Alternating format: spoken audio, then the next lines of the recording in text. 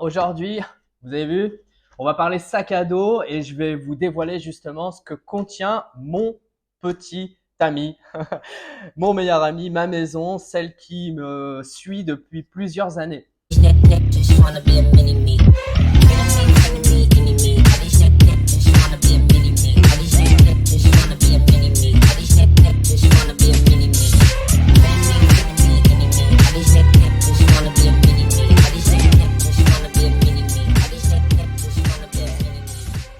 Je m'appelle Imad, je suis en voyage depuis plusieurs années et aujourd'hui, je suis capable de vous dévoiler et de vous conseiller sur qu'est-ce que je pourrais emmener sur un voyage, que ce soit de longue durée ou que ce soit d'un voyage de 1 mois par exemple, parce que je pense que ce sac à dos, ce qu'il contient, peut vous servir à la fois si vous partez sur des vacances assez courtes en mode sac à dos, backpacker, et bah, si vous avez aussi l'intention de partir en tour du monde, je vais vous dévoiler le contenu de cette beauté. Je vais déjà commencer par le gros, donc celui-ci, on dégage. Je vous le montrerai dans un second temps parce qu'il est aussi important. En ce qui concerne le modèle de sac à dos que j'ai pris, alors c'est un Osprey, c'est un Farpoint 70. Alors 70 litres, c'est un faux 70 litres parce que ce qui compte en fait, Osprey, c'est 70 litres, le gros et le petit. Donc celui-ci, vous avez vu, il est dans une taille assez petite. Et l'avantage déjà, c'est qu'il passe en bagage cabine. Donc vous économisez déjà une soixantaine, une centaine d'euros, ça dépend les compagnies, sur votre prix de billet. L'avantage aussi de ce sac, c'est qu'il s'ouvre comme une valise. Donc, c'est pas un sac comme on peut retrouver dans d'autres marques où l'ouverture se fait sur la partie du dessus et puis ensuite il faut fouiller à l'intérieur pour trouver un t-shirt ou trouver l'accessoire que vous avez besoin. Donc ça aussi, c'est un gros avantage. Sur ce sac à dos aussi, on a une petite poche qui est ici. Alors moi, je l'utilise pour mettre justement mon linge sale. Donc, pour commencer, j'ai un petit sac que j'ai récupéré dans une auberge de jeunesse. Donc, vous embêtez pas à acheter un sac chez Decathlon ou dans une enseigne. Prenez un sac que vous avez chez vous, par exemple, et utilisez cette partie-là pour votre linge sale. Ça vous permet de garder le compartiment le principal avec vos affaires propres. Ce que j'ai également, c'est dans cette poche, j'ai la chose qui est hyper importante aussi, la bâche du sac à dos, parce que quand il pleut, c'est quand même c'est assez ingénieux de le mettre dans un endroit qui est vite accessible. Donc là, le fait de l'ouvrir, d'ouvrir juste cette poche-là et de retrouver sa bâche imperméable pour son sac, ça vous permet de pouvoir protéger ensuite votre sac à dos des intempéries. Et ce qui est bien aussi, c'est que il y a ces deux sangles-là qui vous permettent de resserrer l'intérieur de votre sac, de entre guillemets le compresser. Et à partir de là, donc on va se retrouver avec déjà les tongs, ensuite bien évidemment la trousse de toilette. Après, il y a un truc qui est super cool, c'est justement voilà ça. Alors ça, c'est la vie. Les compartiments de voyage. Moi, j'ai mon sac en fait est fait que de ça. Ce qui fait que un compartiment, pour moi, c'est une utilité. Donc, si je prends par exemple celui-ci, on va retrouver tous mes shorts et mon maillot de bain, mes affaires de plage par exemple, ma serviette de plage, tous mes shorts qui sont ici, le maillot de bain. Donc là, je sais que dans ce compartiment-là, c'est exclusivement réservé à la partie basse, été chaude, donc short. Après, j'ai un autre compartiment où là, je mets tout ce qui est boxer, donc boxer, chaussettes. J'ai aussi, ça c'est hip. Alors ça c'est essentiel et obligatoire. Vous devez partir avec une serviette microfibre.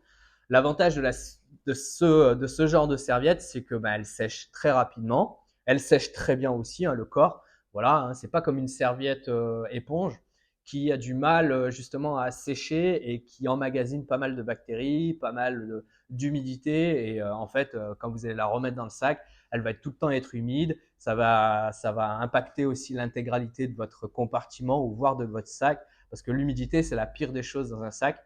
J'ai quand même une ceinture parce que voilà, j'ai des shorts qui sont pas des shorts par exemple de sport. Donc pour sortir, j'ai un short qui me permet aussi de mettre une ceinture avec.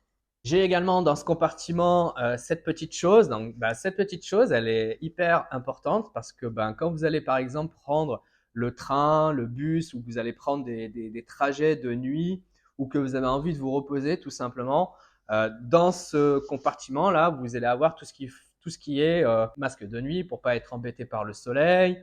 Ensuite, là, j'ai justement le repose nuque pour pouvoir dormir tranquillement. Alors moi j'ai pris une option qui est gonflable, ça va très bien, ça me permet justement de le mettre, de le compresser et de le mettre dans mon sac à dos. Il est hyper léger, il va pas m'emmerder pendant mon trajet parce que je vois souvent des voyageurs avec leur repose nuque attaché à leur sac. Bon là vous êtes sûr de pas le perdre, il est dans le compartiment, c'est compressé, c'est dans un rangement et c'est très simple à retrouver. Ensuite, j'ai un autre organiseur avec lequel là j'ai la partie haute, c'est-à-dire tout ce qui est t-shirt. Donc voilà, je vous montre quand même comment il est rangé. Moi, j'enroule mes sacs, mes t-shirts.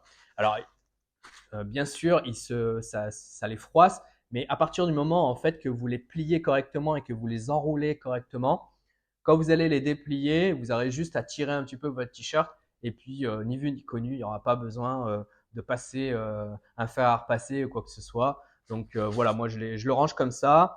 J'ai quand même j'ai plusieurs t-shirts de couleurs différentes parce que c'est aussi important de se sentir bien dans ses affaires. Et quand on part en voyage assez longtemps, ça peut vite devenir lassant de toujours mettre les mêmes affaires ou de mettre les mêmes couleurs. Donc, ce que je vous conseille, c'est de prendre les t-shirts qui vous plaisent et puis de varier justement les couleurs pour que vous sentiez que voilà, vos affaires sont quand même pas toujours les mêmes, c'est pas toujours les mêmes couleurs. J'ai quand même aussi une chemise pour si jamais je sors le soir ou si je vais en soirée. Donc voilà, ça aussi c'est hyper important de se sentir à l'aise et être un minimum présentable quand on part en soirée. Après, j'ai le plus gros, donc c'est celui qui est vraiment en dessous. Donc celui-ci, c'est vraiment tout ce qui est pantalon, pull, donc tout ce qui concerne, je dirais, les pays froids. On va retrouver un pull, par exemple. On va retrouver aussi un pantalon de rando. Alors, ce pantalon, il est hyper cool parce que c'est un pantalon convertible. Donc, il fait à la fois short et on a également la partie basse donc qui s'attache avec les zips ici. Et donc, c'est un pantalon. Franchement, ce pantalon-là, ça fait plusieurs années que je l'ai et je suis hyper content de l'avoir parce que je peux très bien, par exemple, le matin, si je pars et qu'il fait un peu frais, je me mets en mode pantalon et puis en journée, le soleil tape et puis il commence à faire chaud ou vous commencez à avoir chaud, vous déclipsez la partie basse et puis vous vous retrouvez avec quelque chose de plus confortable. Un soupule technique, justement. Donc, pareil, hein, si on est dans des endroits où il fait froid et que le pull ne suffit pas, moi, je mets ça en dessous. Ça vous permet de garder en fait la chaleur de votre corps. J'ai un chèche, pareil. Hein, là, c'est vraiment essentiellement pour le froid. Hein. Donc, pour l'instant, c'est pas un compartiment que j'utilise beaucoup parce que pour l'instant, je fais que des pays chauds et j'en ai pas forcément l'utilité, mais dans pas très longtemps, je vais rejoindre la Patagonie, donc le sud de l'Argentine, le Chili. Donc là, il va faire froid et ça va être quasiment 90% de mes habits que je vais utiliser.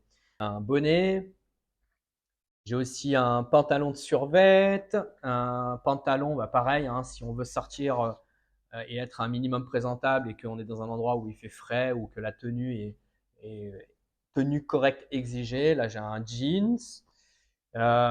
J'ai aussi une paire de chaussettes donc plus chaudes que des petites chaussettes d'été.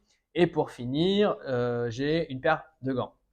Alors c'est le compartiment qui pèse le plus lourd parce que on est sur des choses plus volumineuses. Mais moi, vu que je suis sur un voyage longue durée et que je fais à la fois des pays chauds et que je vais aller visiter des pays un peu plus frais, ce compartiment, il est pour moi essentiel. Bien évidemment, si vous partez, vous, sur des pays dont les températures sont pas froides, ce compartiment-là, il est très facile à enlever. Vous pouvez à la limite garder un bas, donc vous pouvez garder peut-être un pantalon, le soupule technique, mais après le reste, c'est voilà, c'est assez optionnel. Donc encore une fois, moi c'est vraiment un sac à dos complet, que ce soit pour des pays froids comme pour des pays chauds. Le dernier compartiment, ben là, ça concerne tout ce qui est électronique. Donc là, ce qu'on va retrouver, ça va être des choses très basiques, hein, des connectiques et aussi ma trousse à pharmacie. Encore une fois, la trousse à pharmacie, ça sert à rien de vous stocker, enfin de partir avec une tonne de médicaments. Les médicaments dans le reste du monde sont quand même assez bon marché. Tout ce qui est antiseptique, pansement, etc. Moi, je vous conseille de partir avec le strict minimum. Donc moi, je suis parti juste avec un spray antiseptique, une boîte de pansement et puis du Doliprane. Voilà. Donc voilà ce que j'ai moi dans ce qui est ma trousse à pharmacie. En plus de ma trousse à pharmacie, on va retrouver les connectiques, donc les câbles de chargement pour votre téléphone portable. Alors ça aussi, ça peut être utile aussi, une frontale. J'ai également l'adaptateur pour l'international. On le retrouve dans pas mal de. Voilà, vous pouvez l'acheter sur Amazon, vous pouvez l'acheter dans des centres commerciaux, dans des magasins de bricolage. C'est pareil, ça c'est également un incontournable. Je vous conseille de partir avec ça ou autrement d'en acheter un dans un aéroport ou dans une ville que vous visitez parce que c'est quelque chose qu'on retrouve très souvent dans des villes touristiques. La dernière chose que j'ai aussi, c'est un deuxième téléphone. Alors ce téléphone, en fait, il me sert justement à recevoir mes SMS parce que c'est dans ce téléphone-là qui est ma carte SIM française. Donc voilà, j'ai acheté ça une cinquantaine d'euros, donc c'est un truc très basique, hein. Ce que je veux, c'est juste recevoir les SMS de ma banque ou quand je fais un paiement sur Internet. Voilà, en général, on vous demande de authentifier la transaction, de valider la transaction via un code SMS. Donc bah voilà, moi j'ai un téléphone basique que je laisse dans ce compartiment-là parce que je l'utilise quasiment jamais.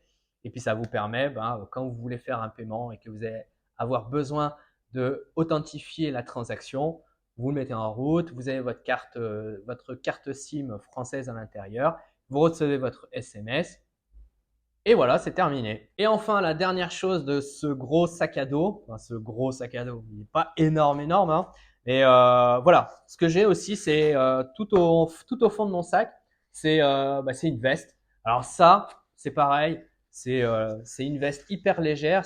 En fait, il y a de la plume d'oie à l'intérieur. L'avantage en fait de ces vestes, c'est qu'elles sont très très fines et hyper légères. Elles tiennent vraiment chaud. C'est vraiment un achat nécessaire, obligatoire. C'est pareil, vous vous emmerdez pas aussi à avoir des grosses vestes style doudoune, des choses comme ça. Après, vous faites ce que vous voulez, mais si vous voulez avoir un sac assez compact et assez léger, ce genre de veste va très très bien. Ça se compresse très bien. Vous le mettez au fond parce que, encore une fois, moi je fais pas beaucoup de pays froids. Enfin, en tout cas, j'y suis pas encore.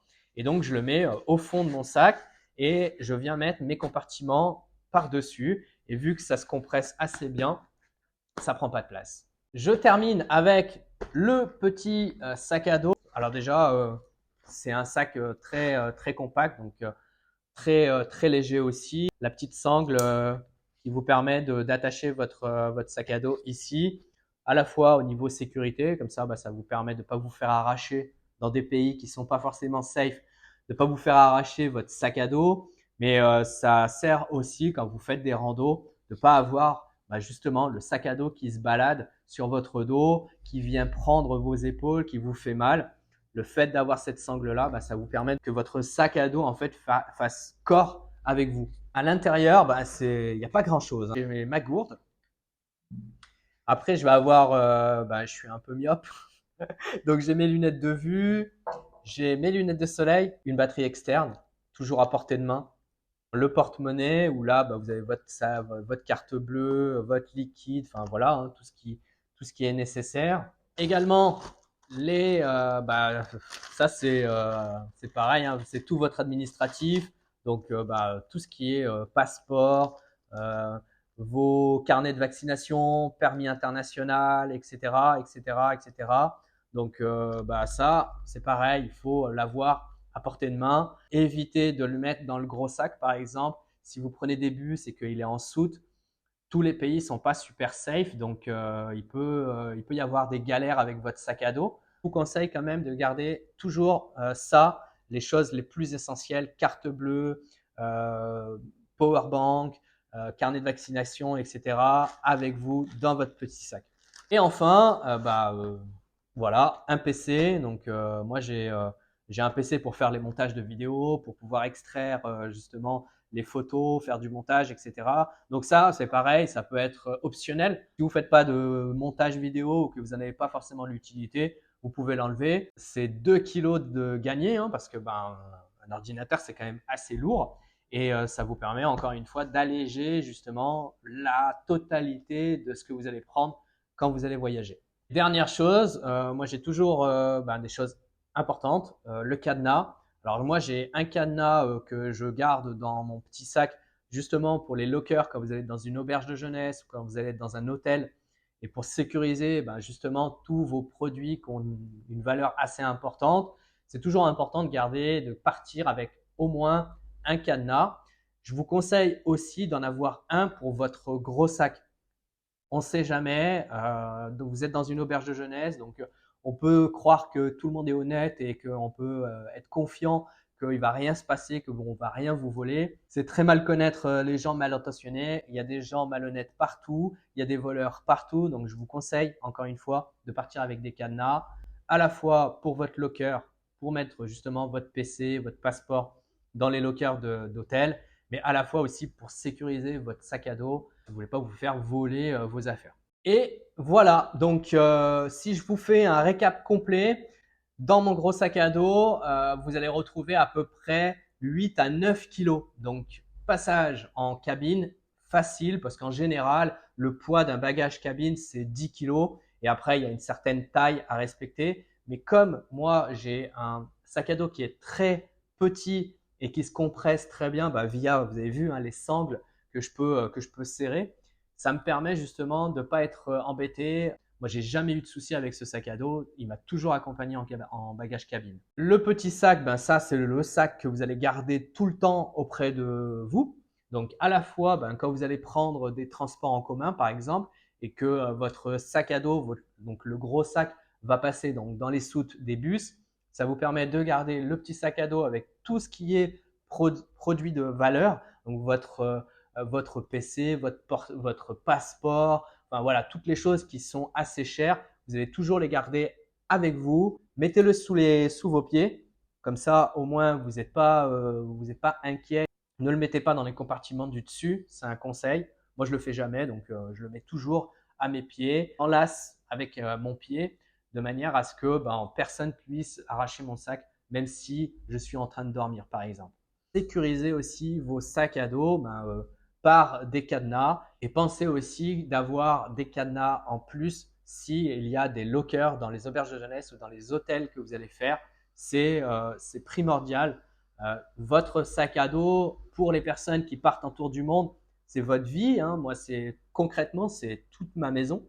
Donc, si je perds mon sac à dos, je perds ma maison. Donc, je pense qu'on est tous d'accord et qu'on est tous raccord qu'on n'a pas envie de se faire voler sa maison. Sécurisez au maximum vos affaires pour pas être embêté et pas avoir de mauvaises surprises. Si tu as aimé cette vidéo, je te conseille de mettre un petit j'aime. Ça me ferait plaisir, ça me donnerait un peu plus de visibilité. N'oublie pas aussi de t'abonner parce que ce genre de vidéo, je vais en faire plusieurs de manière à vous apporter un maximum d'informations pour que vous ayez le plus d'infos, le plus de recommandations de ma part pour voyager sereinement, tranquillement, ne rien oublier et puis voyager léger aussi. Tu peux également activer la notification, la petite cloche, de manière à ce que tu sois notifié quand il y aura une nouvelle vidéo qui sortira.